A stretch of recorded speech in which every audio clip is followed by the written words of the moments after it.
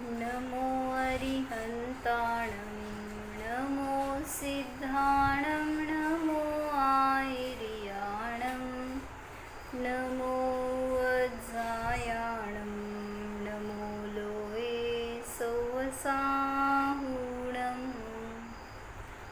अजरमरविकलविकारी अविनाशी अनन्तगुणधाम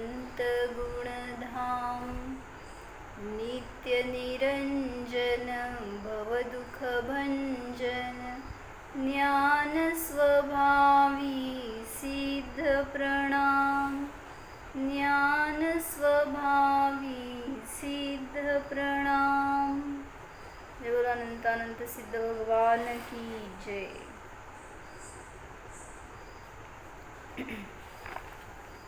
सिद्धों की जय माला देख रहे हैं हम। मेरी आवाज़ आ रही है प्रॉपर? विराग सनातन शांत निरंश निरामय निर्भय निर्मल हंस सुधाम विबोध निधान विमोह प्रसीद विशुद्ध सुसिद्ध समूह। जो हमारा छठा चल रहा है वही लेते हैं। छठा हो गया है, फिर भी एक बार। रजोमल खेद विमुक्त विगात्र निरंतर नित्य सुखामृत पात्र सुदर्शन राजित नाथ विमोह प्रसीद विशुद्ध सुसिद्ध समूह। नरामर वंदित निर्मल भाव अनंत मुनीश्वर पूज्य विहाव सदोदय विश्व महेश विमोह प्रसीद विशुद्ध सुसिद्ध समूह। आपको बाहट है ना? मेरे साथ पढ़ना होता है। एक ऐसे हम सिद्धों की स्तुति कर रहे हैं तो उनका स्मरण होता है, उन विशेषणों का हमारे मुंह से उच्चारण होता है। इतनी भक्ति है वो भी। क्या बताया था अर्थ? रजोमल से मुक्त है, खेद विमुक्त है, यानी इसी को बोलते हैं दोष और आवरण। दोष यानी द्रव्य कर्म और दोष यानी भाव कर्म और आवरण यानी द्रव्य कर्म। तो दोष और आवरणों से जो विमुक्त हो गए, ऐसा अष्टसहस्री में या देवागम स्तोत्र में आता है कि जो दोष और आवरणों से मुक्त हो गए सर्वदा के लिए निशेषतः, मतलब संपूर्ण रूप से जो उनसे मुक्त हो गए तो वही सिद्ध होते हैं। मतलब हमारे भीतर या हमारे में दोष भी है और आवरण भी है। पता है आपको? आप दोषी है। कौन कौन दोषी है मेरे सामने? ऋषभ दोषी, भारती दोषी, अनुपमा दोषी, सभी दोषी ही है। मतलब नाम से दोषी नहीं, कर्म से दोषी है, परिणाम से दोषी है, ये बताना है। तो जिसके पास भी अभी कर्म है, परिणामों की विचित्रता है, विभाव है, तो वो सभी दोषी है। तो इसलिए दोष और आवरणों की जिनके संपूर्णतः हानि हो गई, पूरा नाश हो गया, तो वो ही सिद्ध होते हैं। तो रजोमल और खेद यानी द्रव्य कर्म और भाव कर्म से विमुक्त, विगात्र यानी सभी इंद्रिय शरीर आदि कर्मों से, नो कर्मों से जो रहित है, ऐसे विगात्र रूप, मतलब नो कर्म रहित, निरंतर सुखामृत पात्र, जो निरंतर सुख रूपी अमृत के पात्र है। और कल बताया था सुदर्शन राजित, मतलब क्या? जो सम्यक दर्शन से, इथे चटई आहेत खाली, तुम्हाला पाहिजे असतील, तुम्हाला नाही, माझ्याकडे सारखा तुम्हाला पाहिजे, त्यांना बस। क्या बताया मैंने? सुदर्शन राजित। किधर गई नोटबुक? आज भूल गए। सुदर्शन राजित यानी क्या? हाँ ठेवा घ्या दर्शन हाँ सम्यक दर्शन से जो विराजमान है तो ऐसे उघडून बघावं लागतं आतमध्ये किडे पिडे असते धनुशिका की न लावल मागं जो जो सम्यक दर्शन से शोभायमान है अलंकृत है ऐसे वो विमोह स्वरूपी सिद्ध मुझे प्रसन्न हो ऐसा बताया था अर्थ। अभी आगे के छंद में क्या बताते हैं कैसे है सिद्ध भगवान नर अमर वंदित नरामर वंदित आया है ना विशेषण मतलब क्या नर मतलब पता है नर मतलब मनुष्य तो उसकी व्युत्पत्ति की है उन्होंने नर शब्द किससे बना नृ नर तो नृ नर का अर्थ होता है ले जाना ऐसे बताया उन्होंने। मैं पढ़ती हूँ यहाँ से हे विशुद्ध सुसिद्ध समूह प्रसन्न हो आप कैसे है मनुष्य और देवों से वंदनीक है नृ धातु से जो कि ले जाने अर्थ में आती है नर शब्द बना है नृ से नर शब्द बनता है क्या बनाया मैंने नर से नर शब्द बना। हाँ नृ नर ऐसा शब्द है वो तो नर और अमर से जो वंदित है ऐसे सिद्ध भगवान है फिर बाकी अन्य किसी से वंदित नहीं है क्या फिर ऐसे ही क्यों बताया यहाँ पे फिर वो मनुष्य और देव ही हो गए अन्य किसी से वंदित नहीं है। अभी तिर्यंच भी है वो भी सिद्ध भगवान को आदर्श मानते हैं नार की सम्यक दृष्टि है वो भी सिद्ध भगवान ही उनके लिए पूज्य है फिर उनका नाम क्यों नहीं लिया उनसे वंदित क्यों नहीं बताया अच्छा एक्सप्लेनेशन दिया है मैं पढ़ती हूँ यहाँ पे नृ से नर शब्द बना है उसका अर्थ हो जाता है ले जाना नृ यानी ले जाना कहाँ ले जाए यह अर्थ आपके मर्जी अनुसार लगा सकते हैं आप नृ हाँ नृ पासून नरत शब्द झाला हाँ नृचा अर्थ आहे घेऊन जाणे कुठं घेऊन जाणे कोण घेऊन जाणे हे सांगायला लागलेत आता धर्म के प्रकरण में क्या बोलता है क्या भारती का की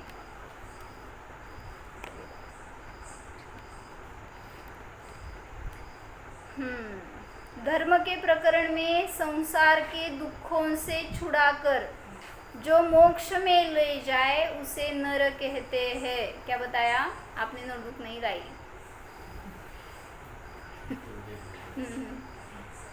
धर्म के प्रकरण में संसार के दुखों से छुड़ाकर जो मोक्ष में ले जाए उसे नर कहते ले जाना है ना अर्थ नृ का तो कहाँ ले जाए कौन किसको ले जाए तो जो जीव को इस बंधन से मुक्त कर मोक्ष में ले जाए उसे नर कहते हैं। कौन सा नर आपको ले जाने वाला है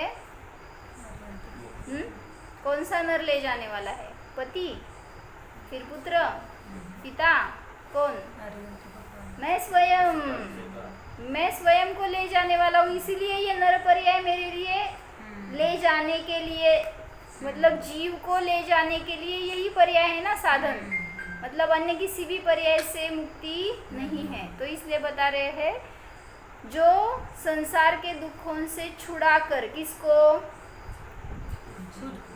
स्वयं को कौन छुड़ाएगा मैं स्वयं छुड़ाने वाला हूँ कोई भी अन्य छुड़ाने वाला नहीं है आपको संसार के दुखों से छुड़ाकर जो मोक्ष में ले जाए उसे नर कहते हैं। लोक में भी हर चीज को ले जाने वाला प्रायः मनुष्य ही होता है लौकिक में भी मनुष्य ही गाड़ी को ले जाता है किसी मनुष्य को ले जाता है तो ले जाने वाला मनुष्य नर होता है ऐसे अर्थ में लगाया है। मोटर गाड़ी आदि को ले जाने वाला मनुष्य ही है और वस्तुतः अपने को संसार अथवा मोक्ष पर्याय में भी ले जाने वाला आपको संसार में या रुलाने वाला कौन है मेरी सास मेरी ननंद मेरी काय म्हणायचं जवला मेरी जेठानी देरानी देवरानी अजून काय म्हणायचं असतंय सगळे सगळे त्यांनी मला घेऊन जातात कुठं संसारामध्ये कषायामध्ये नरकामध्ये कौन कोणाला नेणारा आहे तो हम दोष जिसको लगाते हैं ना तो 4 अंगुली अपने तरफ होती है बताते माता जी मतलब हम चौपट 4 पट से क्या बोलते चौपटच म्हणते चौपट 4 गुना ज़्यादा दोषी होते हैं। तो इसलिए बता रहे हैं मनुष्य अवस्था ही संसार से मुक्ति का उपाय है। अर्थ वाले नर शब्द से मनुष्य की उत्कृष्टता प्रकट होती है। तो स्वयं को मुक्त करने के लिए जीव क्या क्या करता है बताओ? उसको मुक्त करना है, सभी से मुक्त करना है, सभी कषायों से, दुखों से, अपनी संसार से स्वयं को मुक्त करना है। लेकिन उसकी प्रोसेस क्या है, उसका उपाय क्या है? विरुद्ध दिशेनेच उपाय करतो. एक शुद्धोपयोग उपाय है सबसे इम्पोर्टेंट। और व्यवहार में सच्चे देव शास्त्र गुरु की भक्ति और ये सिद्ध भगवान हमारे लिए आदर्श हो तो हमें योग्य मार्ग मिला ऐसे समझना चाहिए। लेकिन हम क्या क्या उपाय करते हैं? हमें सुखी होना है, हमें मुक्त होना है तो इंद्रियातूनच बघतो. हाँ, जैसे पहले बताया आपने, अगर सुख है पूर्व दिशा में तो जा रहे हैं आप किधर?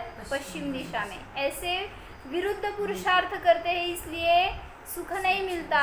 अतीन्द्रिय आत्मा है, उसको जानना है तो आप कैसे जान रहे हैं? जाना आज ध्यान किया तो जाना, ध्यान किया दिखा आत्मा चश्मे से, कैसे? फिर कैसे दिखा? किसी इंद्रिय का विषय नहीं है लेकिन हम इंद्रिय से ही जानने की कोशिश करते हैं तो कैसे मिलेगा आत्मा? तो इसलिए बता रहे हैं अगर आपको स्वयं को जानना है तो एक ही साधन है अतीन्द्रिय ज्ञान। प्रत्यक्ष प्रामाण्य सहित अपना सच्चा ज्ञान, उसी से हम जानेंगे तो आत्मा दिख सकता है।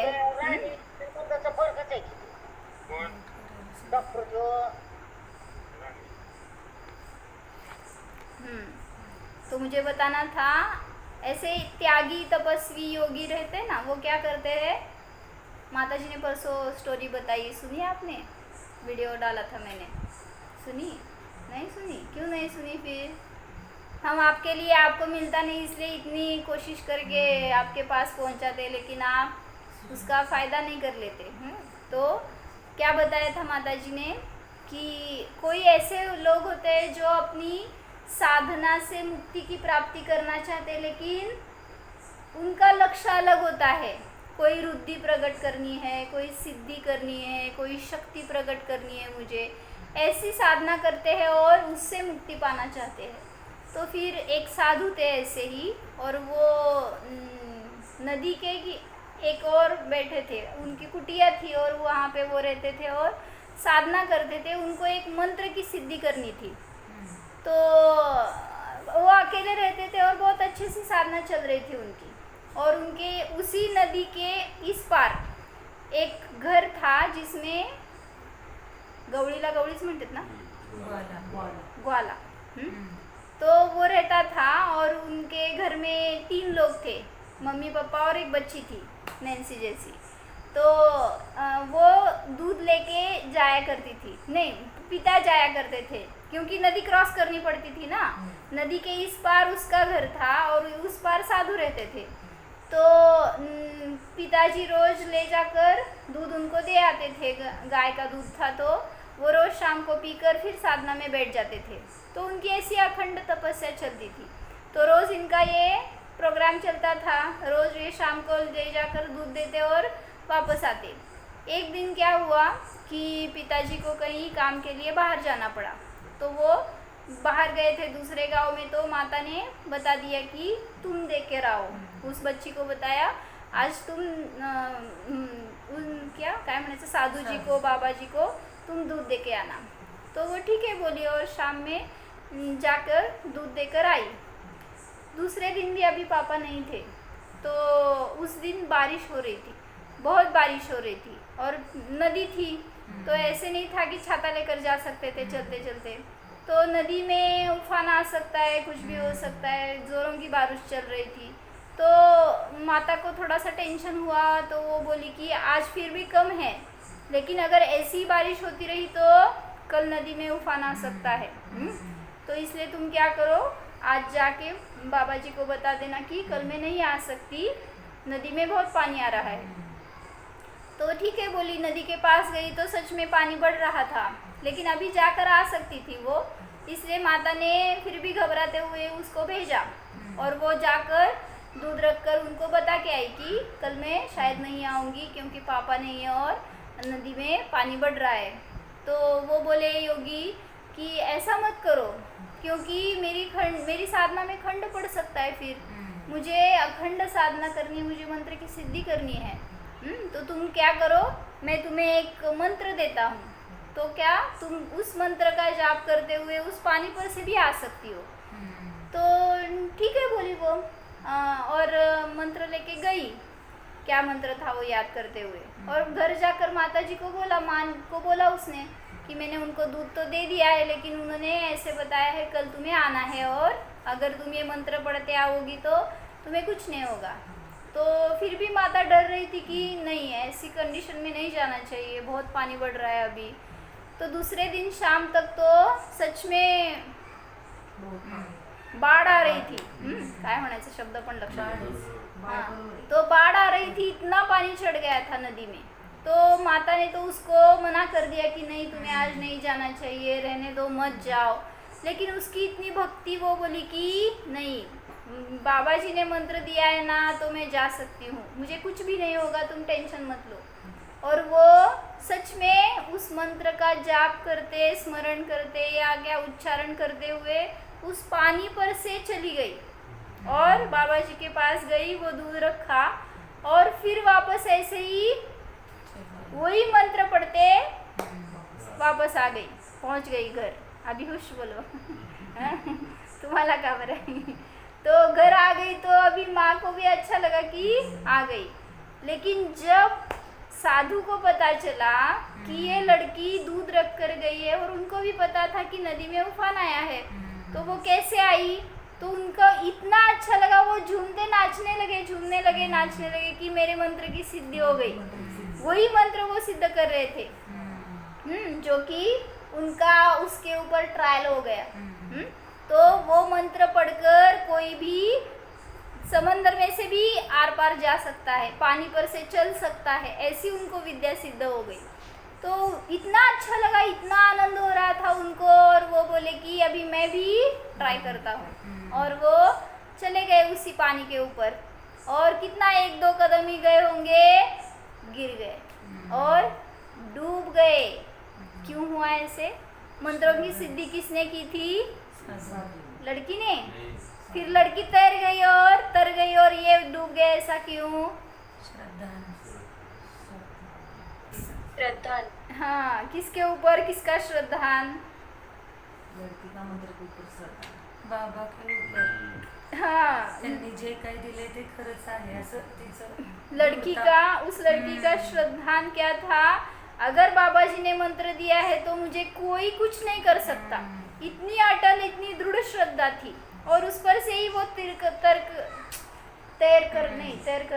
चलकर आ गई और बच गई।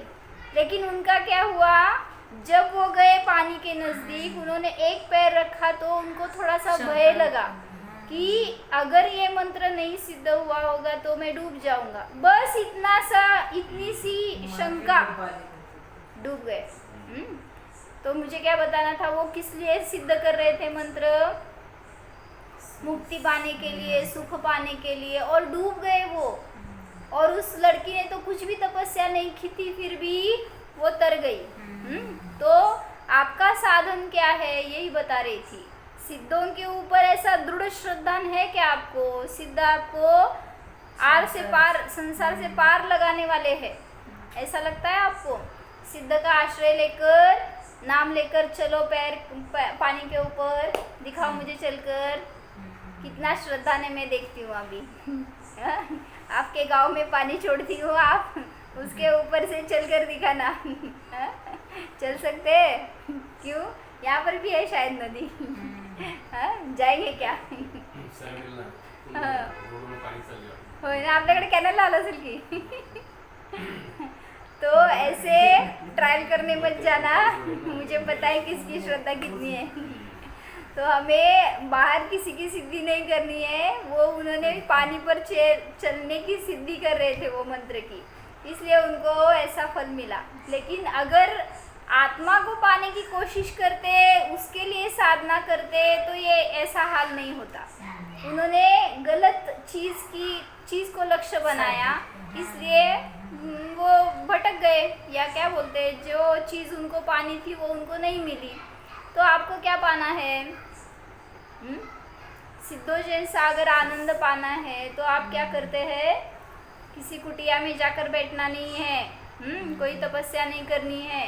जो चल रहा है उसी में ये चल रहा है, उसको भी मैं जानने वाला हूँ, ऐसा अगर आपकी ज्ञान परिणति हो, ऐसा विषय हो, तो आपको भी अतीन्द्रिय आनंद प्रकट हो सकता है।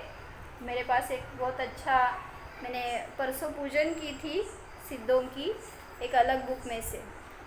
आपको कैसी भावना भानी है जब आप सिद्धों का पूजन करते हैं, तो आपके ज्ञान में, आपके लक्ष्य में कैसा विषय हो, इसलिए बहुत अच्छा बताया उन्होंने। पता है सभी हमें, लेकिन हर एक कवि का अलग अलग एक्सप्लेनेशन रहता है, तो इसलिए यहाँ पे उन्होंने बहुत अच्छा से एक्सप्लेन किया है। मैं पढ़ती हूँ।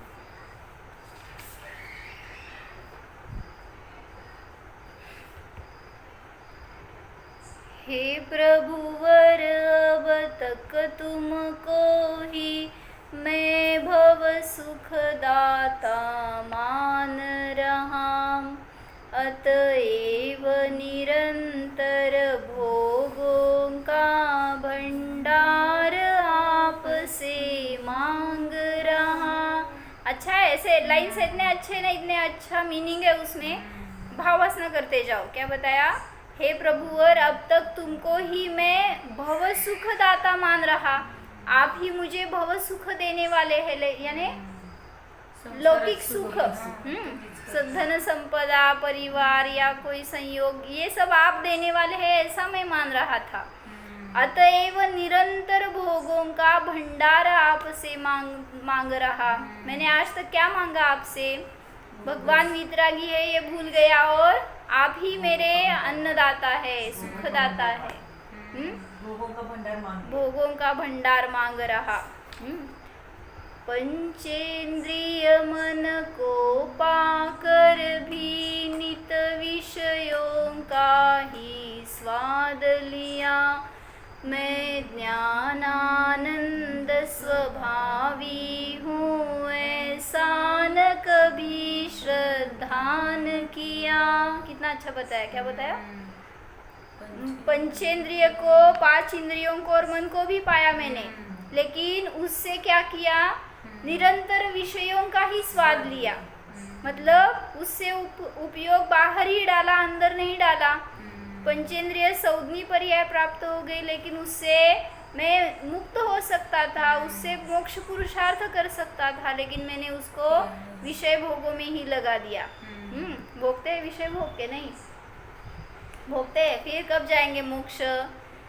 ऐसा लगता है क्या ये हम कर रहे हैं गलत है, ऐसा नहीं करना चाहिए? कितना लगता है? जब मंदिर में जाते हैं तब लगता है। मंदिर से बाहर आने के बाद गंगा दास और जमुना दास माता जी बोलते हैं। गंगा जाने के बाद गंगा का दास, जमुना जाने के बाद जमुना का दास, फिर वहाँ पे सिद्धों के दास, घर पे आने पर पति के दास, दासी। मतलब ऐसा करेंगे तो कहीं पर भी जाओ, आपका ध्येय, आपकी ज्ञान की परिणति ऐसी होनी चाहिए, ये मैं कर रहा हूँ, ये मैं गलत है, ये मुझे नहीं करना चाहिए, ये मेरा कर्तव्य नहीं है, ऐसा थोड़ा सा चिंतन लगाना चाहिए ना। क्या बोला मैंने? क्या बोला? चिंतन लगाना चाहिए। क्या चिंतन लगाना चाहिए? ये मेरा नहीं है, मैं ये कर रहा हूँ, ये गलत है, मुझे ये नहीं करना चाहिए, ऐसा अभी आज आपको प्रयोग करना है। यहाँ से उठने के बाद घर पर जाएंगे तो जो भी क्रिया कर रहे हैं वो गलत ही है। सोएंगे या कुछ काम करेंगे, जो कुछ भी कार्य करेंगे वो गलत है, ऐसा आपको भाव वासना पर्पसफुली लगाओ, उधर ध्यान। हाँ, तो ये कर रही हूँ, ये गलत है या सही है? सुबह आप स्नान करेंगे, ये सही है गलत है? जो भी क्रिया करेंगे, खाना पकाएंगे, ये सही है गलत है? ये मेरा कर्तव्य है क्या? जरा सा करो ना, जो भी आप कर रहे हैं वहाँ पर भाव वासना करने का प्रयत्न करो। तो मैं ज्ञानानंद स्वभावी हूँ, ऐसा कभी मैंने श्रद्धान नहीं किया। जब पापोदय से दुखकारी संयोग जगत में प्राप्त हुए, तब रक्षण करता मान तुम्हें रो रो कर मैंने चरण छुए. इतकं मस्त सांगितलं ना, असं मला फार छान वाटलं वाचत असताना. जब पापोदय से दुखकारी संयोग जगत में प्राप्त हुए, जो भी संयोग दुख देने वाले मुझे प्राप्त हुए, तो किस वजह से? ये मेरे पाप का उदय, इसलिए मुझे ऐसे संयोग प्राप्त हुए. तब रक्षण करता मान तुम्हें रो रो कर मैंने चरण छुए. आप ही मेरे रक्षण करता हो. क्यों? उनसे छुड़ाने के लिए, ऐसे नहीं कि मुझे अपने से मिलाने के लिए. अपेक्षा रखी ना, उनसे छुड़ाने के लिए, हाँ, दुख से मुक्त करने के लिए आप मुझे शरण हो. ऐसा मैंने आपके पास आकर कितनी बार रोकर आपके चरण छुए. जब पुण्य उदय से सुखकारी अनुकूल योग भी मुझे मिले, उनका वियोग ना होवे अब बस यही चाहता रहा विभो. क्या बोले? पापोदय के उदय से तो दुखकारी संयोग मिले, उससे छूटने के लिए आपके पास आया. पुण्य उदय से सुखकारी अनुकूल संयोग मिले, उनका वियोग ना हो यह चाहता रहा. आपके पास आकर मैंने क्या मांगा? फिर प्रतिकूलता का वियोग हो, अनुकूल का संयोग ही रहे. इसलिए मैंने क्या सुना, जिदू बहन ने बताया प्रवचन में, कि आप जाते हैं जब किसके पास? भगवान के पास. तो आप क्या करते हैं? एक तो अतीत का नहीं तो भविष्य का ही विचार करते हैं और वही मांगते हैं. मतलब जो भी आप वर्तमान में नहीं रहते, इसलिए आप दुखी रहते हैं. तो अतीत का विचार करके क्या मांगते हैं, क्या करते हैं? स्मरण करते हैं ना. तो अतीत का स्मरण प्रतिकूल हो, प्रतिकूल संयोगों का हो तो वो दुख देने वाला है. अनुकूल संयोगों का, जो अतीत में अनुकूल संयोग मिले थे, उनका संयोग आपको सुख देता है कि दुख? दुखदायक है लेकिन सुखदायक लगता है. नहीं, ऐसे मत बताओ, एक ही बताओ. दोनों आंसर कैसे रहते हैं? हाँ, क्यों? अनुकूल थे वो हमें. जैसे हमारे बच्चे थे, हमारा घर था, हमारे पास वैभव था, वो घर था, वहाँ पे हम कितना अच्छा रहते थे. वो अनुकूल संयोग जो था, उसका अगर चिंतन अभी करेंगे तो मैके में थे तो कितने खुश थे. यहाँ पे ससुराल में आ गए तो कितना बोझ बढ़ गया, सब रिस्पॉन्सिबिलिटी आ गई. ये जो कुछ भी आप सोचते हैं, तो पिछला जो अनुकूल संयोग था वो अभी आपको आनंद दे रहा है या दुःख दे रहा है? परळीत होता आनंद आहे का दुःख होता तिथं आता विचार करताना? दुःखच का? कारण त्याचा वियोग झाला, तर ते परत मला मिळत नाही आहे हा विचार आहे माग. काय म्हणले? जो भी अनुकूल संयोग पहले मिला था अतीत में, तो अभी उसका वियोग हो गया है, इस वजह से दुखी. पहले प्रतिकूल था, उसका वियोग हो गया, इसलिए सुखी नहीं होते. उसका भी स्मरण करके दुखी. मतलब अतीत आपको दुख ही देने वाला है, और अनागत यानी जो भविष्य के विषय है वो भी आपको दुख देने वाले, क्योंकि वो अभी आपके पास नहीं है. उसको पाने की भावना, आकुलता, ये सब आपको दुख देने वाले. इसलिए वर्तमान में जीना चाहिए, ये बता रहे थे वो. तो पुण्य उदय से सुखकारी अनुकूल योग भी मिले, उनका वियोग ना हो जाए, ऐसा मैं आपके पास आकर ये मांग करता रहा, चाहता रहा. तुम वांछा पूरो विघ्न हरो यश पुत्र संपदा दाता हो. यह माना पर स्वीकारा नहीं, तुम करता नहीं बस ज्ञाता हो. ट्रांसलेट. तुम वांछा पूरो, तुम इच्छा पूर्ण करो, मेरे विघ्न हरो. हरता हो, ऐसे हाँ, आप विघ्न वांछा हरता हो। पूरा करने वाले हो। विघ्न हरता हो, यश देने वाले हो, पुत्र संपदा देने वाले हो, यह सब माना, लेकिन तुम करता नहीं, बस ज्ञाता हो यही नहीं जाना। ये स्वीकारा नहीं। स्वीकारा। मैंने सिर्फ ऐसे बोलता रहा कि आप करता नहीं हो, करता नहीं हो, ज्ञाता हो, लेकिन ऐसा स्वीकार नहीं हुआ। इसीलिए आपको भावना होती है हम इतना धर्म करते हैं फिर भी हमें पुण्य का उदय क्यों नहीं आता, अनुकूल परिस्थिति क्यों नहीं आती, संकटों का नाश क्यों नहीं होता। ये क्यों बोलते हैं? धर्म क्या सभी के संकट धोने वाला है? धो भी है वो। फिर मतलब आप उनसे मांग रहे हो, यानी अपेक्षा पूर्वक किया हुआ धर्म आपको दुख ही देने वाला है। क्योंकि जो भी तीर्थंकर है मुक्त हो गए तो उन्होंने क्या अपेक्षा की थी? मुझे ये सब उपसर्ग करने वाले निकल जाए, ये क्यों मुझे इतना त्रस्त कर रहे हैं, क्यों इतना क्या म्हणायचं, क्यों इतना सता रहे हैं। ऐसा आप सोचकर तीर्थंकरों ने किससे छुटकारा पाने की कोशिश की? उनके पास क्या बल नहीं था? तद्भव मोक्षगामी थे तो वज्रऋषभ सहनन था। षटखंडाधिपति थे तो इतना अतुल बल था, वैभव था, सैनिक थे, क्या नहीं था उनके पास?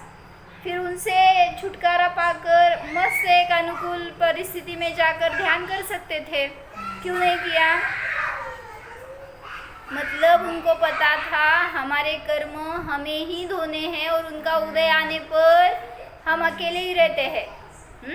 घर में आप 4 लोग हैं समझो, तो उदय तो आया आपके ऊपर, चारों के ऊपर एक समान उदय आया। समझो कुछ धन हानि हो गई, कुछ घर गिर गया या किसी का वियोग हो गया, एक ही संकट सबके ऊपर है, फिर भी सबके परिणाम अलग अलग क्यों? नैन्सी, सबके परिणाम अलग अलग क्यों? सबका कर्मों का उदय अलग अलग। हाँ, आपके पुण्य पाप के अनुसार आपको ऐसा मिलने वाला है संयोग, और वैसे परिणाम हो रहे। बताओ मम्मी कितना खुश है और आप दोनों कितने टेंशन में हो, या उल्टा है? मम्मी टेंशन में है और आप दोनों खुश है। मतलब जिस एक ही संकट, एक ही संयोग, एक ही प्रसंग सबके ऊपर आता है, लेकिन फिर भी सबके उदय अलग अलग होते हैं। इसलिए हमें अपने परिणाम संभालना है, यही सीखना है इसमें से। तो अनुकूल हो या प्रतिकूल संयोग हो, आप उसके ज्ञाता है, करता नहीं है। मैं साधु बना भव भोग तजे, बनन गन सहे संकट वन में, पर निज आत्म के ज्ञान बिना सुख लेशन पाया भगवन में। कितना अच्छा बताया, बोलो क्या बताया? मैं साधु बना। अभी ये ऊपर सब संसार में था तो सभी इच्छा अपेक्षा की मैंने, परिग्रह की या संयोग की वगैरह, तो अभी मैं सभी से मुक्त होकर आपके जैसा बनने के लिए साधु हो गया। तो भव भोग तजे, संसार के सभी भोग तज दिए, नग्न होकर संकट सहने लगा, वन में गया, सभी तपस्या पूरी करने लगा, वैसे ही जैसे आपने की थी। पर निज आत्म ज्ञान बिना सुख लेश न पाया भगवन में। खुद का ही ज्ञान नहीं किया तो जैसे उस साधु ने तपस्या की, लेकिन कैसे? अपेक्षा रखकर की, स्वयं के ज्ञान के बिना की, तो उसको फल क्या मिला? ऊपर जाने के बजाय वो नीचे गया। वैसे ही मैंने भी आज तक सब तप किए, लेकिन उसमें भेद ज्ञान नहीं किया, तो सुख मुझे नहीं मिल सका। मैं देही मान स्वयं को प्रभु तन तन्मय हो कर भर माया, मैं तुम साही अशरीरी हूँ, यह अब तक समझ नहीं पाया। क्या बोले? मैं देही मान स्वयं को प्रभु, मैंने स्वयं को क्या जाना? मैं देह युक्त, देही हूँ, देह सहित हूँ, देह ही मेरा रूप है। इसलिए तन तन्मय होकर भर माया, जो भी मुझे शरीर मिला तो उसमें मैं तन्मय होकर रह गया, वहीं पर क्या बोलते हैं, वहीं पर मेरा अस्तित्व माना मैंने। जो जिस भी शरीर में गया, तिर्यंच हो, नारकी हो, देव हो, उस शरीर में जाकर मैंने अपना अस्तित्व उतनी पर्याय रूप ही माना। तो तन्मय होकर मैं भ्रष्ट हो गया। मैं तुमसा ही अशरीरी हूँ, यह अब तक समझ नहीं पाया।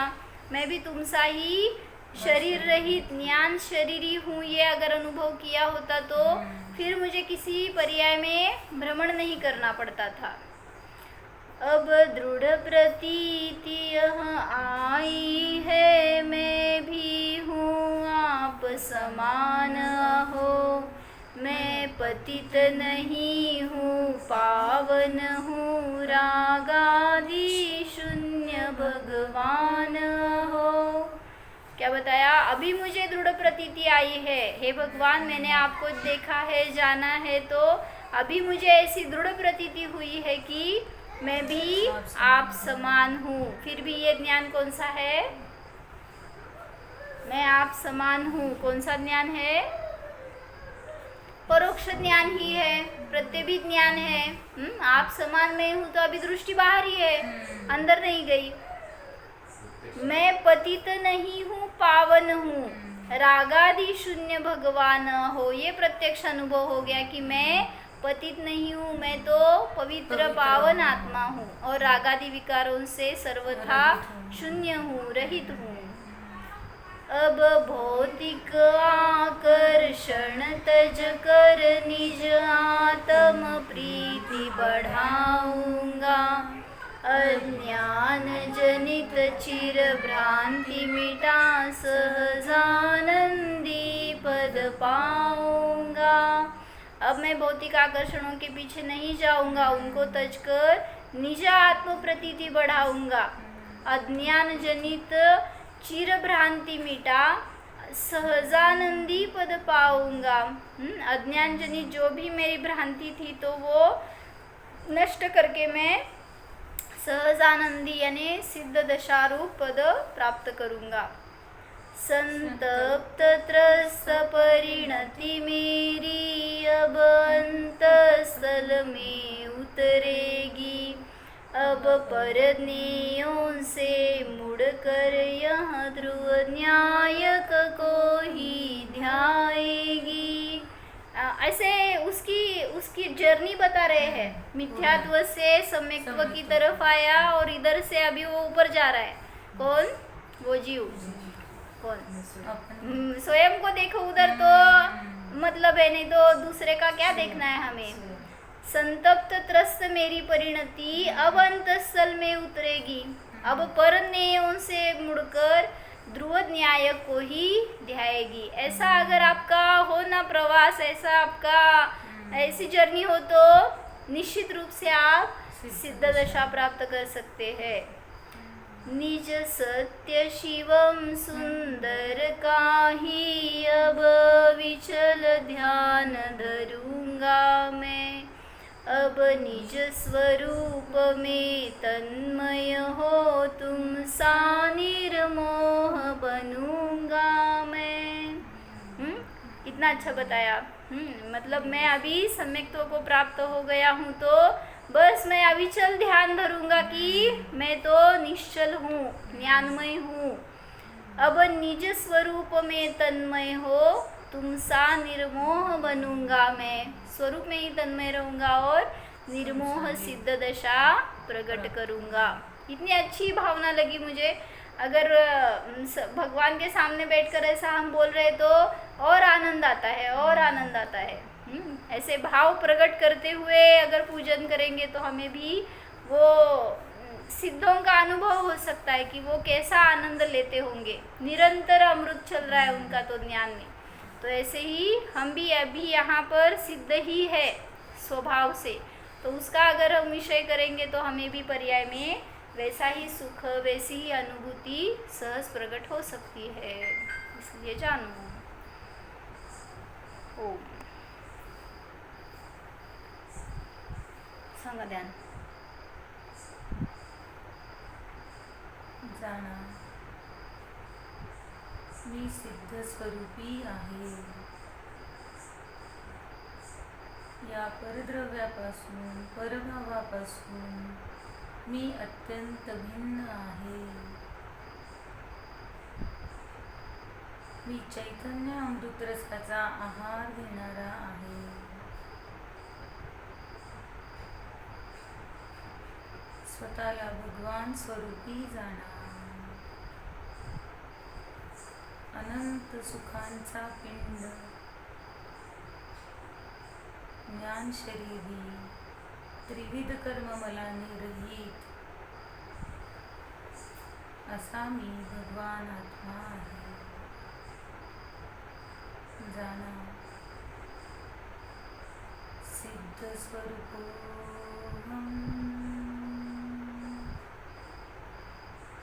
सिद्ध स्वरूपो